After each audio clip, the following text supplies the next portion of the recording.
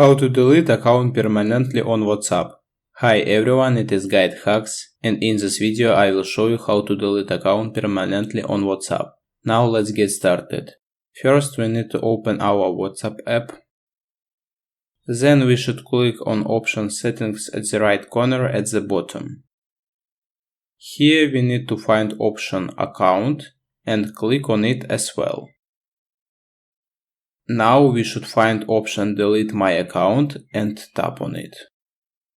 In appearance menu you should type your phone number and then tap on delete my account. And then just confirm the action. And that's all. It was how to delete account permanently on WhatsApp. Thanks for watching. If you found this video helpful, we would appreciate if you subscribe to our GuideHacks channel.